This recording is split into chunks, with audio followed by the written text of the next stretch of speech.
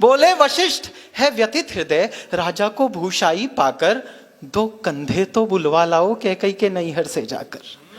दो कंधे तो बुलवा लाओ कैकई के नैहर से जाकर। उन दिनों भरत कुछ विचलित थे, आंखों को स्वप्न खड़ता था।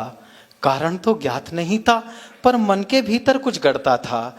गहरे संबंधों में प्रतिपल एक तार जुड़ा ही रहता है। तन दूर रहे फिर भी मन से परिवार जुड़ा ही रहता है। बहुत अच्छे, क्या बात है। तन दूर रहे फिर भी मन से परिवार जुड़ा ही रहता है। सपनों में अवध उमड़ आया, घिर गए भरत उच्चाटन में। संदेश पहुंचने से पहले आभास पहुंचता है मन में। संदेश पहुंचने से पहले आभास पहुंचता है मन में। अंतस में संशय का तांडव, देहरी पर दूत अयोध्या का। सूखे पत्ते सा कांप गया वह भावुक पूत अयोध्या का। सूखे पत्ते सा कांप गया वह भावुक पूत अयोध्या का। अनुमान किया कैकई सुत ने, संयोग नहीं यह साधारण। पहले तो पूछा कुशल क्षेम, फिर पूछा आने का कारण। यह दूत कर्म था कठिन बहुत। वो दूत लंका से नहीं आया था, अयोध्या का दूत था, संवेदनशील था। यह दूत कर्म था कठिन बहुत। भीतर का शोक छिपाना था, मातम को मंगल कहना था, स्वामी को झूठ बताना था। घर नगर चतुर्दिक मंगल है, यह बात अधर जब कहते थे। पिंडलियां कंपन करती थी, आंसू भीतर को बहते थे। बहुत अच्छा, वाह वाह वाह, बहुत अच्छा, वाह। पिंडलियां कंपन करती थी, आंसू भीतर को बहते थे। हे राजकुंवर, गुरु आज्ञा से आया हूं तुम्हें बुलाने को। इसके अतिरिक्त नहीं कोई संदेश तुम्हें बतलाने को। चल दिए भरत रिपुदमन सहित, निर्बाध दौड़ता था स्यंदन। स्यंदन की गति से आशंका और आशा का जारी था रण। जब किया प्रवेश अयोध्या में, गलियों में सन्नाटा देखा। संशय का ज्वार उमड़ आया और धीरज ने भाटा देखा। जब हम ननिहाल गए थे तब ऐसा नगरी का रंग न था। भरत सोच रहे हैं, जब हम ननिहाल गए थे तब ऐसा नगरी का रंग न था। हर चौखट इतनी मौन न थी, हर आंगन इतना दंग न था। जिस ओर भरत का रथ देखा, मुंह फेर खड़े हो गए लोग। कैकई सुत ने मन में सोचा, मैं मानुष हूं या महारोग। क्या बात है, वाह वाह वाह वाह। कैकई सुत ने मन में सोचा, मैं मानुष हूं या महारोग। सबकी आंखों में तिरस्कार, कैसा अनभिज्ञ अभागा हूं। जो सावन का सोया सोया सीधा पतझड़ में जागा हूं। वाह, बढ़िया, वाह। ऐसा लगता था खड़ा हुआ है शीश झुकाए राजभवन। दृश्य देख पाए तो देखना। ऐसा लगता था खड़ा हुआ है शीश झुकाए राजभवन। कैकई सुत से आंखें करता था दाएं बाएं राजभवन। केवल एक सूरत ऐसी थी जिस पर कण भर अवसाद न था। वैधव्य समाया था तन पर, चेहरे पर तनिक विषाद न था। वसनों का रंग उदास हुआ, सुना था गात कलाई का। कुमकुम सिंदूर विलुप्त हुए, मुख पर था भाव ढिठाई का। पुलकित होकर बोली कैकई, अभिनंदन हो स्वीकार भरत। पहले पितु की अंत्येष्टि करो, फिर ग्रहण करो दरबार भरत। अरे वाह वाह वाह वाह। पहले पितु की अंत्येष्टि करो, फिर ग्रहण करो दरबार भरत। मैं हुआ अनाथ, अयोध्या का सूरज यमपुर में डूब गया। ऐसे में मां का उत्स देखकर हृदय भरत का उब गया। ज्ञानी शब्दों से घटना का बस इंगित पाया करता है, भीतर का सच तो वक्ता का आचरण सुनाया करता है। बहुत अच्छा चिराग, बहुत अच्छा, वाह। ज्ञानी शब्दों से वाह, घटना का बस इंगित पाया करता है, भीतर का सच तो वक्ता का आचरण सुनाया करता है। आश्चर्य क्षुब्ध होकर टूटा, पीड़ा क्रोधित हो चीख पड़ी। मां को हर्षित क्यों करती है रघुकुल की ऐसी शोक घड़ी। बोला, मां ओछा लगता है यह तेरा हर्ष प्रफुल्लित मन। तूने ही तो दे दिया नहीं इस महाशोक को आमंत्रण। वाह वाह, क्या बात है, वाह चिराग, वाह वाह। तूने ही तो दे दिया नहीं इस महाशोक को आमंत्रण। उन्माद परे रखकर संभली, वात्सल्य ओढ़ने लगी त्रिया। वाह।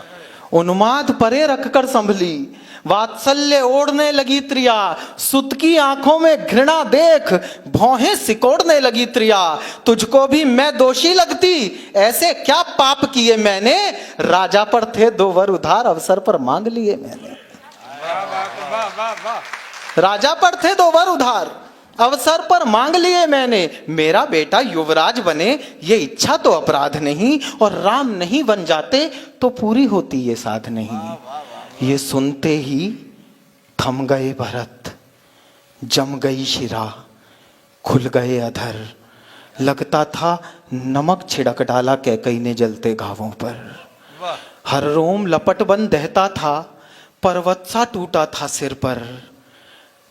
था क्रोध अधिक या पीर अधिक, ये निश्चय करना था दूभर। नथुने फूले, सांसें दहकी, पर्वत सा टूटा था सिर पर। भीतर जो लावा दहका था आ गया अचानक जिह्वा पर। और अगली पंक्तियां लिखते हुए मैंने जिंदगी में पहली बार पसीना महसूस किया, क्योंकि मां को गाली देनी थी और गाली देने वाले भरत थे। भीतर जो लावा दहका था आ गया अचानक जिह्वा पर। पापिन, तूने इन कुलघाती हाथों से क्यों पाला मुझको, जिस दिन जन्मा था उस दिन ही क्यों मार नहीं डाला मुझको। क्या बात है, वाह वाह वाह, बात राम जियो वाह। जिस दिन जन्मा था उस दिन ही क्यों मार नहीं डाला मुझको। दर्पण तोड़ा है उत्सव का, ममता छलली पापिन तूने। चरणामृत में विष घोला है निज जिह्वा से नागिन तूने। वाह वाह। चरणामृत में विष घोला है निज जिह्वा से नागिन तूने। देना होगा उत्तर इसका युग युग तक स्वयं विधाता को, क्यों बंध्या नहीं बना डाला ऐसी हत्यारिन माता को। वाह। पति को खाकर आनंदित है, घृणा देखिए भरत की, पति को खाकर आनंदित है, रत्ती भर पश्चाताप नहीं। रघुवंश मुकुट मणिहीन किया, इससे बढ़कर कुछ पाप नहीं। चाहता हूं उसका वध कर दूं जिसने ये अत्याचार किया। और अगली पंक्ति में अगर भरत और राम साकार हो जाए तो मुझे आशीष दीजिएगा। चाहता हूं उसका वध कर दूं जिसने ये अत्याचार किया, पर राम त्याग देंगे मुझको अगर मैंने तुझको मार दिया। वाह वाह वाह, क्या बात है, वाह वाह वाह वाह वाह वाह, बहुत अच्छा, वाह वाह। चाहता हूं उसका वध कर दूं जिसने ये अत्याचार किया, पर राम त्याग देंगे मुझको यदि मैंने तुझको मार दिया। एक क्षण आंखें नम होती थी, एक क्षण भ्रिकुटी चढ़ जाती थी, अभिव्यक्त भरत का मन करते भाषा थोड़ी पड़ जाती थी। चल दिए भरत इतना कहकर, इस द्वार ना आऊंगा अब मैं। अपराधिन सुन, तेरा ये मुख फिर देख ना पाऊंगा अब मैं। यहां तक आपके मन में कैकेयी के प्रति घृणा रही होगी, और अगली पंक्ति में मैं इस घृणा को करुणा में बदल दूं तो मुझे आशीष देकर विदा कीजिएगा। अपराधिन सुन, तेरा ये मुख फिर देख ना पाऊंगा अब मैं। संतति के सुख की चाहत में नभधरा एक कर जाती है, पर बेटा अपमानित कर दे माता उस क्षण मर जाती है। बहुत अच्छा, वाह वाह वाह, बहुत अच्छा, वाह। पर बेटा अपमानित कर दे माता उस क्षण मर जाती है। सांसों के चलने पर करती संदेह रह गई कैकेयी, जब भरत देहरी लांग चले तब देह रह गई कैकेयी। जब भरत देहरी लांग चले तब देह रह गई कैकेयी। भर गया कंठ तक ग्लानि बोध, चलती सांसें दुख देती थी। रोते रोते अपने केशों को मुट्ठी में भर लेती थी। होकर व्यथित हथेली से मुख स्वयं ढांपने लगती है। उसका दुख वर्णन करने में लेखनी कांपने लगती है।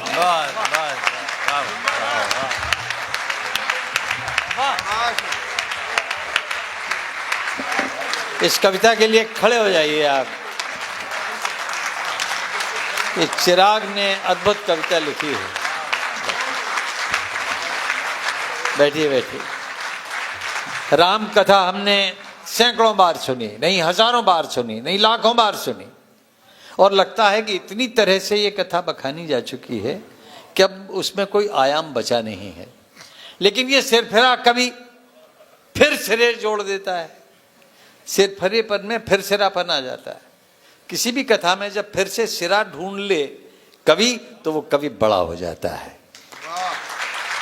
मैं चिराग आपको बहुत बहुत बधाई देता हूं इस कविता के लिए, जिसमें आपने पुराण में प्राण भरे हैं और आज के कवि सम्मेलन को बहुत आगे और बहुत ऊंचा उठा दिया।